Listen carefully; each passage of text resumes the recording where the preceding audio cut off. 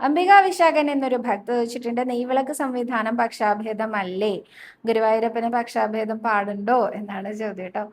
1000 രൂപയ്ക്ക് നെയ്വിളക്ക് ഷീട്ടാക്കിയാലും ഒരാൾക്കും 4500 രൂപയ്ക്ക് നെയ്വിളക്ക് ഷീട്ടാക്കിയാൽ 5 പേർക്കും ക്യൂ സംവിധാനത്തിലൂടെ അല്ലാതെ നാലമ്പലത്തിനകത്തേക്ക് കടക്കാൻ സാധിക്കും എന്ന് പറഞ്ഞതിന്റെ അടിസ്ഥാനത്തിലാണ് ഇങ്ങനൊരു ചോദ്യം വന്നിരിക്കുന്നത് കേട്ടോ. ഇനി കാശുള്ളവന്റെ കൂടെയാണോ ഗുരുവായൂരപ്പൻ എന്ന് തന്നെയാണ് ചോദിച്ചിരിക്കുന്നത്.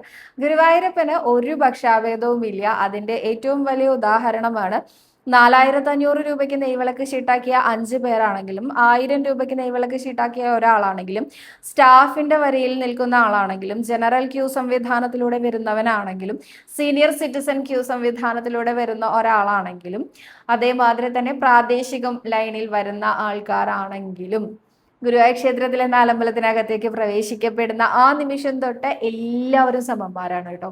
ഒരാൾക്കും ഒരു പ്രത്യേകതയും അവിടെ നൽകുന്നതല്ല.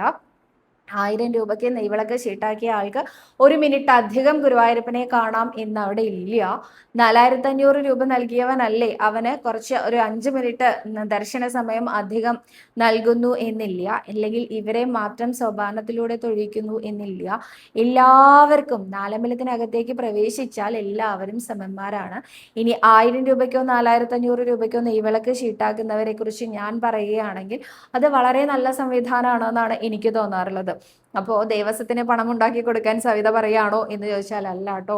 വളരെ തിരക്ക് പിടിച്ച ജീവിതത്തിന്റെ ഇടയിൽ ഒരു നോക്ക് ഗുരുവായൂരപ്പനെ കാണാൻ വരുന്ന അനേകം പേരുണ്ടായിരിക്കും. അവർക്ക് അനേകം പണം നമ്മൾ ഹോസ്പിറ്റലുകളിലായിട്ടാണെങ്കിലും ഭക്ഷണ സാധനങ്ങൾക്കാണെങ്കിലും വസ്ത്രങ്ങൾക്കാണെങ്കിലും അത്യന്താധുനിക ജീവിത ശൈലിയിൽ നമ്മൾ ചിലവാക്കുന്നുണ്ട് അല്ലെ. അതിലൊരു 1000 രൂപ ശ്രീലകത്ത് നെയ്വിളക്ക് കത്തിക്കാൻ വേണ്ടി കൊടുക്കുന്നതിൽ ഒരു തെറ്റും പറയാൻ ഇല്ല എന്ന് തന്നെയാണ് എനിക്ക് തോന്നിയിട്ടുള്ളത്. മാത്രമല്ല, ഈ നെയ്വിളക്ക് ഷീട്ടാക്കി വരുന്ന ഭക്തജനങ്ങൾക്കും ക്യൂ സംവിധാനം ഇല്ല എന്ന് പറയുന്നില്ല കേട്ടോ. ജനറൽ ക്യൂവിൽ നിൽക്കേണ്ട അത്രയും സമയം നിൽക്കേണ്ടി വരില്ല എന്നുള്ളത് മാത്രമാണ് അവിടെ ഒരു വ്യത്യാസം വരുന്നത്. അതുകൊണ്ട് ഞാനിതിനെതിരല്ല കേട്ടോ. അപ്പോൾ ഗുരുവായൂരപ്പന് പക്ഷാഭേദം ഉണ്ടെന്ന് ഒരിക്കലും ചിന്തിക്കുകയും ചെയ്യരുത്.